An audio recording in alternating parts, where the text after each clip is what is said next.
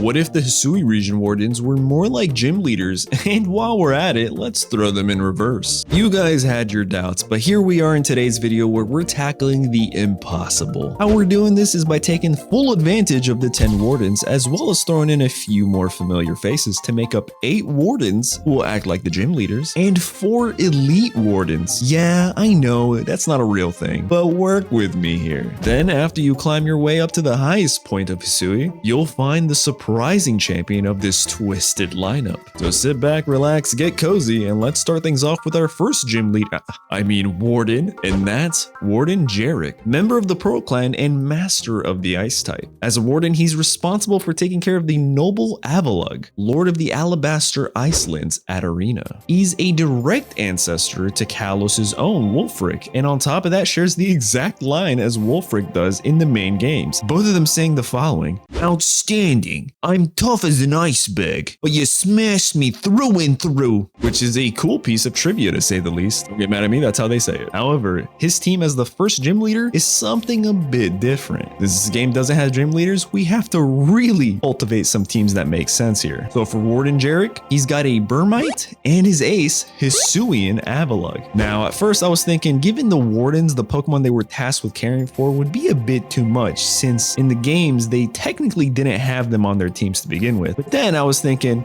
none of this is real, so why the heck not? Warden Jarek has Hisuian Avalug as his ace, and you're just gonna have to deal with it. Moving on to the second warden, Warden Sabi, member of the Diamond Clan and master of flying types. Sabi bears some resemblance to Cheryl, wearing her green hair in twin braids instead of a single braid. But a relationship between the two, if any, are kind of still unknown. He is tasked with the protection of the noble Braviary, also known as the Wind Ruler of the Obsidian Fieldlands. And just like Jarek, Sabi integrates aspects of her noble Pokemon into her own battle team, making her lineup a tough one. Her team consists of Starly, the real champion of the team, and her Hisuian Braviary, the noble Pokemon, emphasizing both speed and aerial dominance, reflecting her deep connection with the sky and creatures themselves. Moving on to Warden Ingo, and this is where things get a bit interesting. We're going to be turning him into a poison type master, which he technically isn't, but it kind of makes sense. We still don't know why Ingo was picked up by Arceus and sent to the past without any of his memories to begin with, or even if Arceus was the one who sent him here in the first place. But what we do know is he's the only warden to keep his Pokemon in Pokeballs, so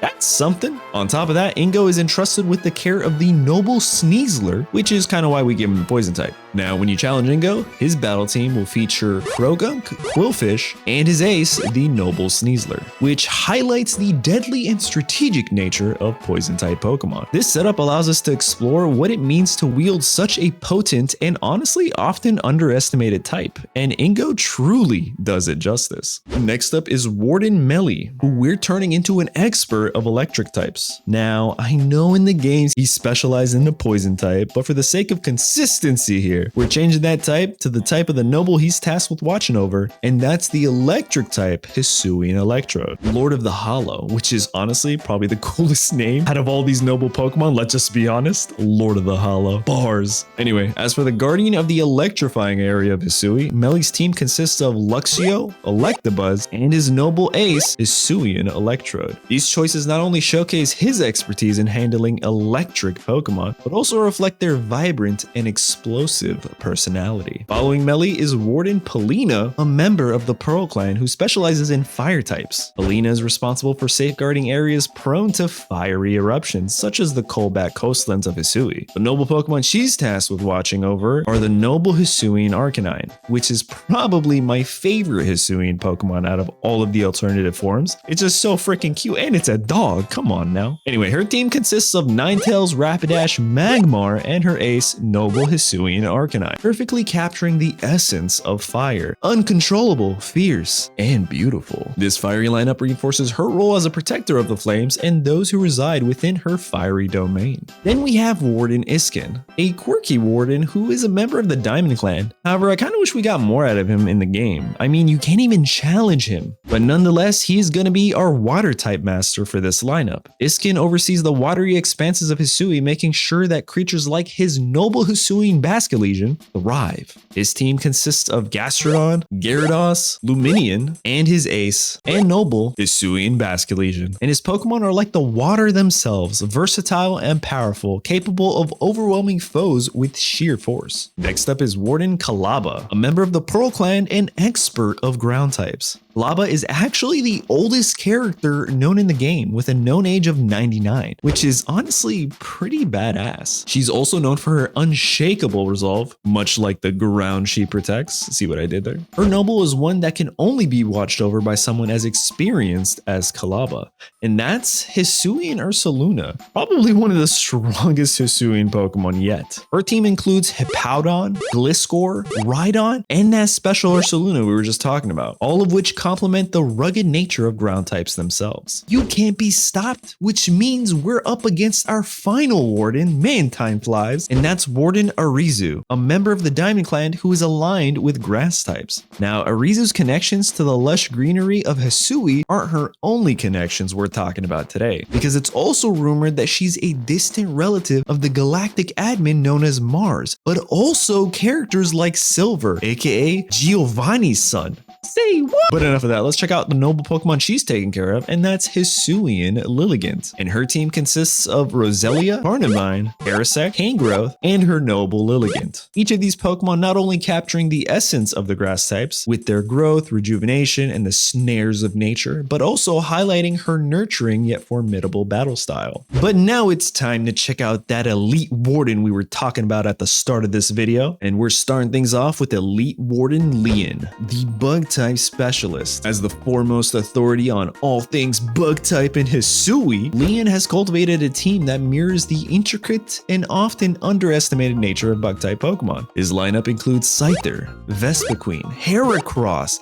Yanmega, and his noble Cleaver, each chosen for their unique abilities and tactical advantages in battle. Leon's team showcases the versatility of bug types, from the swift strikes of Scyther to the strategic depths of Vespiquen's hive management, which means you'll need more than a fire type to get through this battle. Next up is Elite Warden Mai, who's the master of psychic types. Mai's team is designed to challenge the mind and bend reality itself, with Pokemon like Alakazam, Mr. Mime, Bronzong, Galade, and her noble Wordeer, which is the weirdest name out of the bunch, let's be honest. Each of these Pokemon demonstrating different aspects of psychic power, from Alakazam's raw telekinetic force to Wordeer's mystical abilities derived from its deep connection with the region's own history and lore. Following Mai is Elite Warden Irida, leader of the Pearl Clan and the guardian of fairy types. Irida's team is as enchanting as it is formidable, consisting of Gardevoir, Togekiss, Clefable, Sylveon, and her noble Pokemon, Enamorus. Yes, Enamorus, a Hisuian Pokemon that got like no love in the game. Definitely throwing it in here. These Pokemon not only personify the charm and grace of fairy types, but also their strategic cunning in battle, capable of outsmarting and overwhelming opponents with a mix of magical and physical abilities. And lastly, we have the leader of the Diamond Clan themselves, Elite Warden Adamant, the Steel-type master. Being one with the blade, Adamant's lineup reflects the unyielding and resilient nature of Steel types perfectly.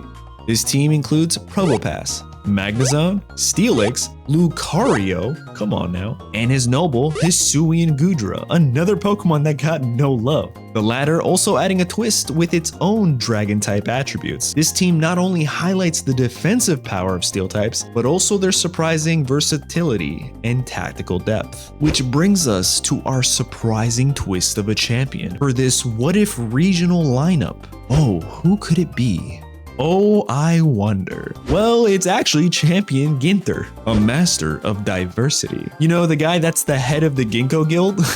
Well, he's not only sold various items to characters around Hisui, but he also eventually climbed his way all the way to the top of the ladder as the strongest Pokemon master and salesman in all of Hisui. His team consists of Overqwil, Hisuian Zoroark, Spiritomb, Mamoswine, Machamp, and Honchkrow. His ace being that Hisuian Zoroark though. This selection is not only varied, but also meticulously chosen to cover a wide variety of strengths and tactics, with Overqwil serving as a fiery frontrunner, setting a powerful tone at the start of the battle, and his ace Zoroark who follows, utilizing its illusion abilities to create unpredictability in battle, keeping keeping opponents guessing who's that Pokemon and completely off balance. Then we've got Spiritomb, who introduces a ghostly element, bringing unique moves and immunities that can confuse and trap adversaries. Then we've got Mamoswine, who adds brute force and icy resilience, capable of enduring and delivering crushing blows. But don't forget Machamp, showcasing raw physical power. And lastly, Honchkrow, the dark and cunning leader of the skies, who uses their moveset and abilities to obliterate challengers. But what do you guys think? Do you guys think you could take on these Wardens if they were gym leaders in Hisui, but also like in reverse? Let me know in the comments, and that means we've got one more reverse video set to come out, and that's Paldea.